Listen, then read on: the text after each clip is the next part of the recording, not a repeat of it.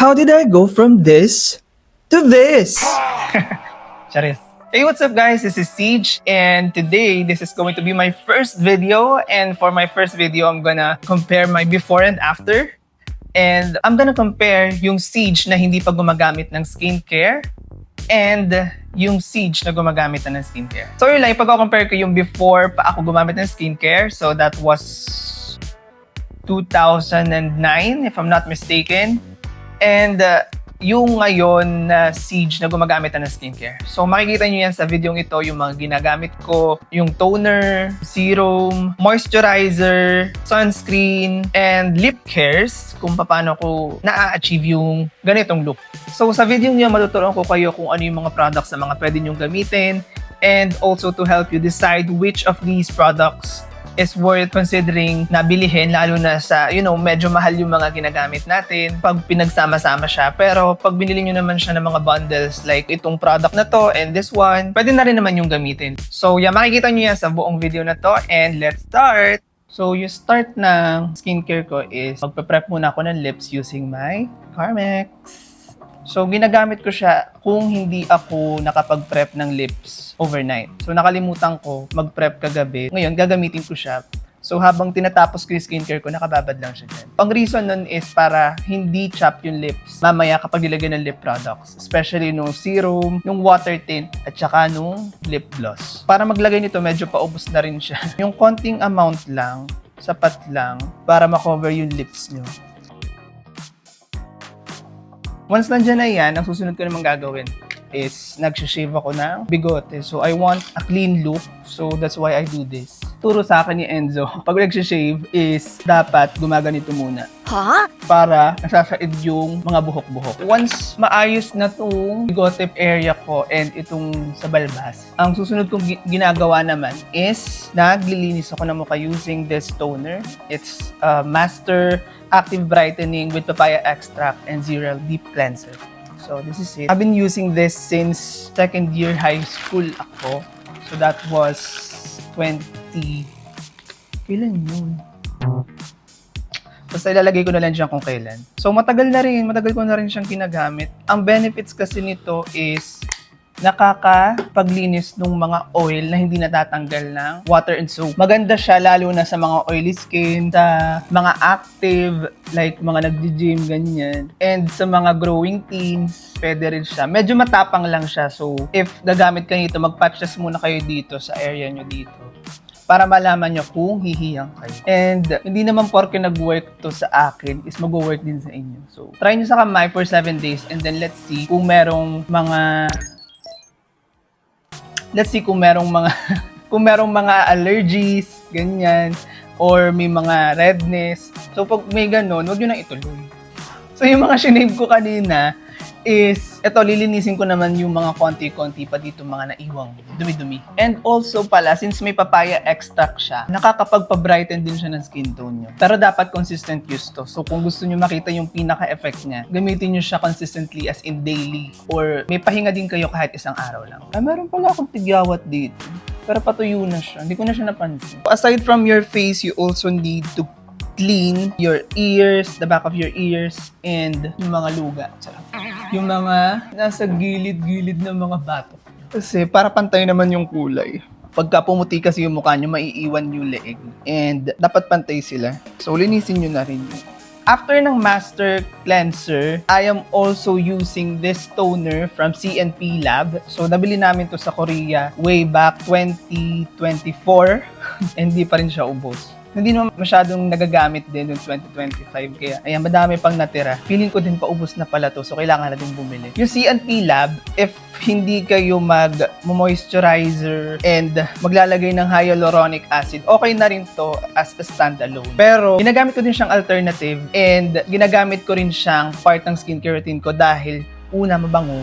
Pangalawa, maganda yung effect niya sa skin, nagmo-moisturize talaga. Ito kasi is, tatlo na siya, moisturizes, it hydrates, plus, para na din siyang toner and lotion and essence. Hindi lang pala tatlo. So, 5 pala siya. Pero ako, ginagamit ko lang siyang parang toner. So, yun, papahid-pahid nyo lang siya na parang ganyan. And mapapansin nyo, pagkalagay nyo nito is parang nasa-set yung skin nyo na maglagay pa ng ibang skincare. Sobrang fresh niya lang. Pagkatapos ng mukha, lagyan nyo rin yung leeg, tenga, likod ng tenga, at saka bato. Ganyan yung ginagawa ko. And kaya ko rin siyang gawin ng walang salamin kasi sa ulo ko na siya.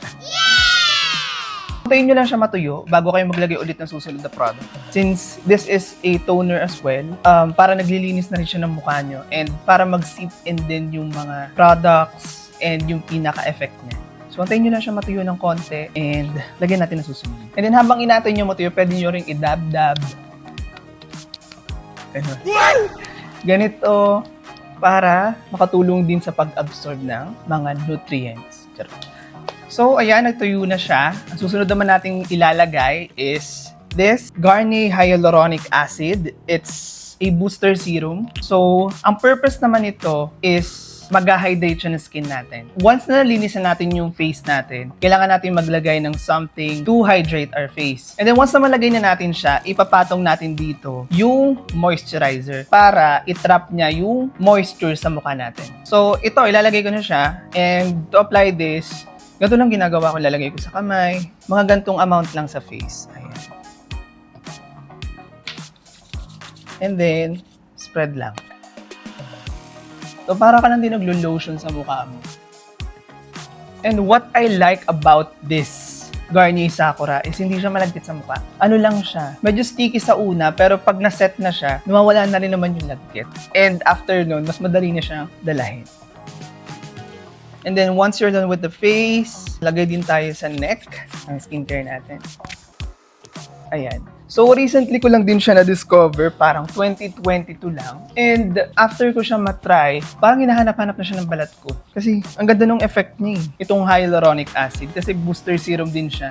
So, kung ano ilagay nyo dyan, mabuboost din yung kung ano yung mga nilalagay nyo ba. And also, this hydrates your face because of hyaluronic acid. Yung effect niya is mararamdaman mo pagka ginamit nyo talaga. So, try nyo gamitin siya for 7 days and you will see the difference na on how hydrated your skin is.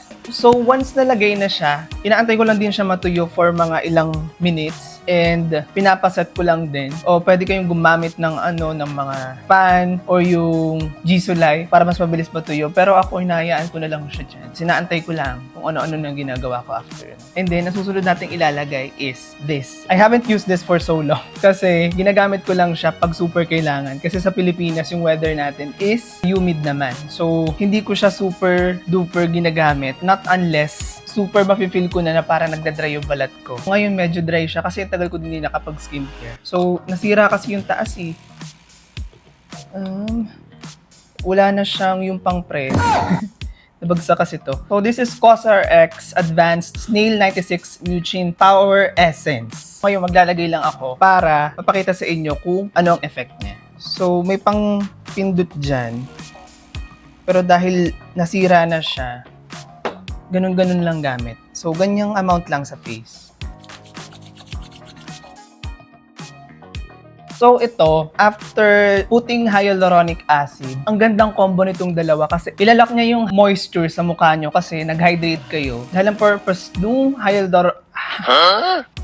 nung hyaluronic acid is mag-gather ng moisture sa paligid nyo. So, ayun ang ginagawa niya. Ngayon, ang moisturizer, ang gagawin niya is ilalock niya yung moisture sa mukha nyo na nakuha nung hyaluronic acid. Napakagandang combo ng dalawa, pero wag na wag nyong gagamitin everyday ito kapag ka gumagamit na kayo nito. So, mamili na lang kayo sa dalawa kung alin yung feeling nyong kaya nyong dalahin today. Kasi super lagkit sa Pilipinas pagka maaraw. And ngayon, hindi kami lalabas today talaga. So, ginagawa ko itong skincare na to for our podcast shoot. Dito lang kami sa bahay, kaya okay lang. And malamig naman dito sa loob. Pag gagamitin nyo to, consider nyo din kung saan kayo pupunta, kung mainit ba doon, kung magpapawis kayo, parang wag na lang muna. Ganun. So, ito, ganyan siya. So, lagyan din pala natin yung leeg mo. Pero mas konti lang ilalagay ko. Ay, mas konti, pero mas dumami. Tama ba yan? So, babawasan ko na lang. Madali kasi kung may pindutan, kaso nawala. Ganyan na lang. So, dahil nga mas madami na tayo nilagay sa mukha natin na mas magandang, mas matagal nating antayin na matuyo yung nilagay nating product para mas kumapit pa yung mga susunod natin ilalagay. Medyo heavy na yun and need nating magpaset ba. Sa makeup, ginagawa din tong nagpapaset lang. Pero ito, skincare lang. Pero kailangan din natin siyang ipaset para mas manuot yung laman ng iba pang skincare products. And then, next naman nating ilalagay is this one. So, this is Garnier Bright Complete Vitamin C Serum Cream. And ito yung feeling ko the best na cream out there. And pinaka-humayang sa akin. So, nagtatry din ako ng ibang creams, pero so far, ito yung pinaka-favorite ko. Yan, si Garnier. So, ginagamit ko to since second year high school din ako. So, ito yung combo ko lang before. So, second year high school ako, ito lang sila. And then, nag-grow na sila ng ganito karami. Nung tumanda ako, kasi medyo nagkapambili na. So, before, hindi ko siya masyadong nabibili. So, minsan wala akong ganito, minsan wala akong ganito. Kasi 25 pesos to, babawas ko to sa baon ko. And then, ito naman, parang mga may nabibili naman siguro dati nito ng mga 70 pesos. Pero alam mo yun, medyo mahal pa din. Kailangan pa rin pag-ipunan. Itong dalawa yung naging sandigan ko nun. Kung papaano nabuo ang CJ ngayon. Sila yung mga naging pundasyon. So ayan, try nating ilagay si Garnier ngayon. Paano ako maglagay? Naglalagay lang muna ako dito sa daliri ko. Kailangan natin na salamin dito. Saktong amount lang nilalagay ko dito. Hindi masyadong marami para madami pa tayong mailagay sa mga susunod. Charing. Para ano din, hindi masyadong malagkit. Kasi itong cream na to, medyo malagkit siya pag maaraw. So, saktong lagay lang din.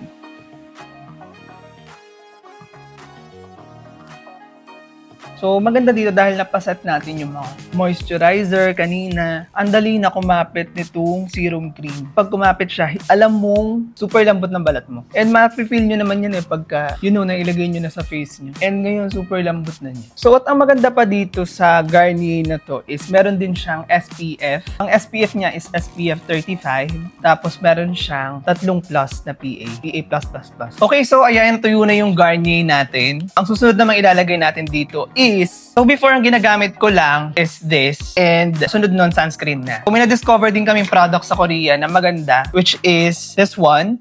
Ang product na to is Minam Cream. So this tones up your skin as well. Nakakatulong siya magpa-brighten and mag-moisturize. And of course, meron din siyang anti-wrinkle. So bonus na lang yun. Pero sa consistent mong paglalagay, maganda rin yung benefit na yun. And also, para sa mga nagsuschool, pwede na rin tong stand-alone, itong dalawa. So, pwede nyo din tong i-combo, tong dalawa lang if ito lang yung kaya ng budget nyo for now. Makakapagbigay na rin siya ng kakaibang glow sa inyo. So, paano ilagay? Ganito lang. Konti, kumuha ng konti sa parang paggamit ko lang din sa Garnier kanina. So, lagyan din yung noo and cover yung buong face.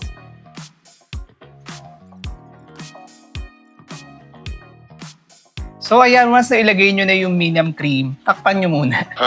So, ayun, may dagdag pa rin pala siyang na nagbabrighten and nagiging vibrant yung skin tone nyo. So, kung medyo feeling nyo dull yung brightness ng mukha nyo pag tingin nyo sa salamin, ito makakatulong siya makapagpa-boost ng parang filter nyo sa mukha. Yun yung dinadagdag niya. And kapag di rin nyo siyang ginagamit, yun yung magiging standard ba. And then once gamitin nyo ulit to, para magpapatong-patong yung effect. Gets nyo? Magiging siya. Magiging yun na kayo. So, ayan, tuyo na siya. And ang susunod natin gagamitin is this. So, this is Dewy 3 Urban Shade Cover and Fit Sun. This is also from Korea. And it's SPF 50 PA 4 na plus. So, the best. Napakaganda nito. So, paano ko siya ilagay? Same lang din nung paglagay ko sa Garnier kanina at Minam Cream dahil wala tayong, tawag doon? Beauty blender. Pero kung meron kayo nun, pwede rin yung gamitin dito. Pero, if wala kayo pang budget pag nun, pwede naman kamay lang din. So, ganito lang siya.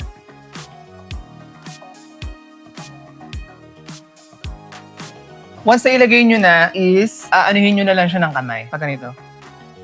And make sure dito sa eye bags area, pataas nyo siyang kukuskusin para, sabi kasi ni Jenny, daw yan? Para ganun yung itsura at hindi soggy. And lagyan nyo rin ng konting residue yung sa likod ng tenga at sa tenga nyo. And then kuskusin ko lang na mabilis ulit.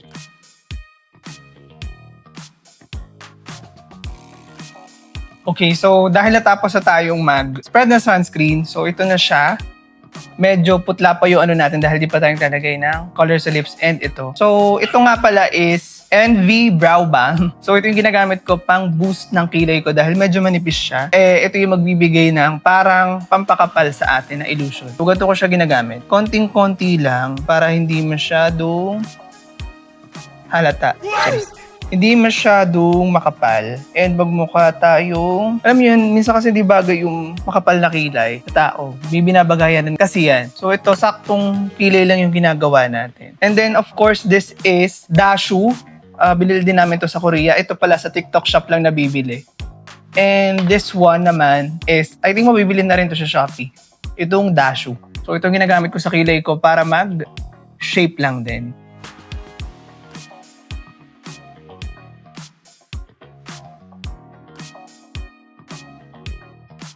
Pagkatapos ng lahat ng yon, ang last step natin is i-wipe yung Carmex na nilagay natin sa lips kanina and ilagay itong Careline Serum Water Tint. So, ganito ko lang siya ilagay. Konting dut-dut lang doon. And then, lalagay dito sa babang lips. And then, sinaspread ko lang siya gamit tong pinky finger.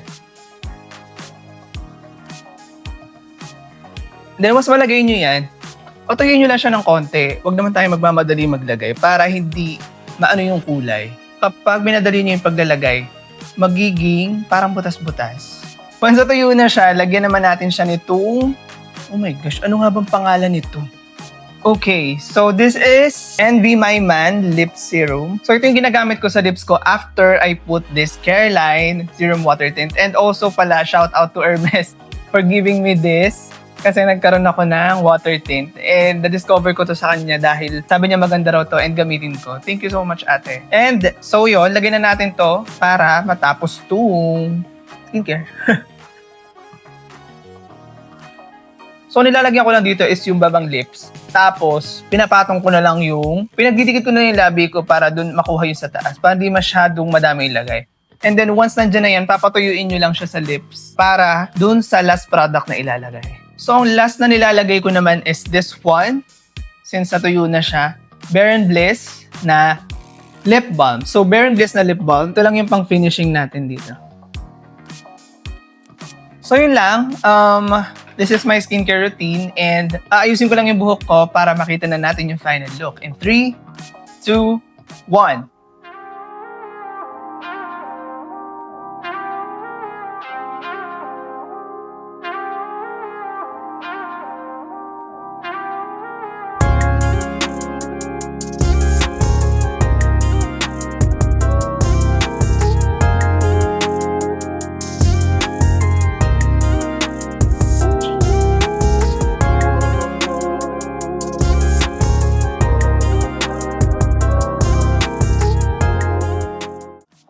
Ayan guys, so this is our final look for today. So ready na tayo sa ating podcast.